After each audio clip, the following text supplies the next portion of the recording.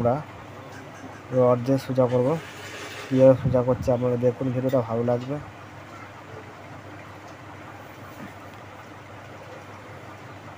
ওটা অনেকটাই লেগে গেছে, আসলে ধাক্কাটা মনে একটু বেশি বারবারই হয়ে গেছিলো, মানে জানি না কীরকম ধাক্কা মেরে কাস্টতে মেরেছে। যাই হোক, ওটা আমরা সোজা করবো, সোজা করতে হবে, নাহলে কাস্টমার বলবে তোরা কী পারিস, এরম হয়তো তর্ক বলবে হয়তো। কিন্তু আমরা ওটা করে দেখাবো, আমরা মিস্ত্রি, করতেই হবে। দেখো তুমি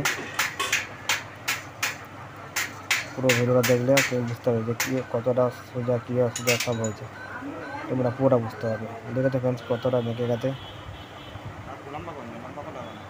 আমরা সোজা করবো। চলো ফ্রেন্ডস আর সাথে নিয়ে যাই। ওই রড নিলাম একটা মোটা রড, ওটা মানে 8-10 হবে না, যা হবে ওখানে 8 রড কি 10 রড।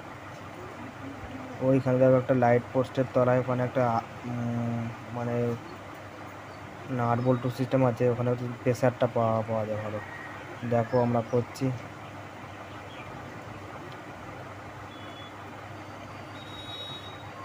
প্রচুর একটা মজাকট কাজ করতে হবে আসছে। ভিডিওটা অনেক দূর থেকে করছিল, কেন কাছে এসে ক্যামেরাম্যান কি লজ্জা পাচ্ছে। যাই হোক, কাজ তো করতে হবে। চলো দেখো কীভাবে সোজা করছি।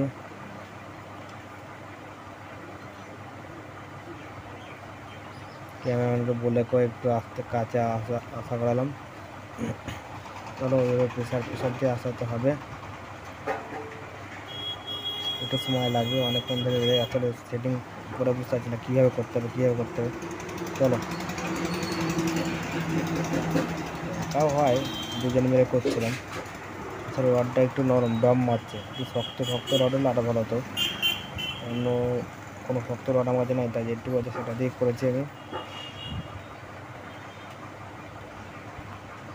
অনেকটা হবে, আটটুকু না, তলারটা হয়েছে, উপরটা একটু হালকা আছে, ওটাও হয়ে যাবে। দেখো ফ্যান্স হয়ে গেছে, একটু ব্যান্ড হয়ে গেছে হালকা করে, ওটা অতটা কোনো কারণ নেই।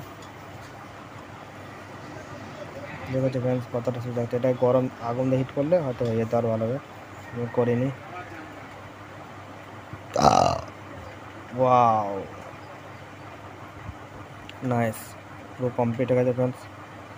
আমরা রিংটা ভেঙে এলো অ্যাক্সিডেন্ট করার জন্য, সব পাল্টে দিয়েছি, সাথে ব্রেক রবার ব্রেক শু আছে।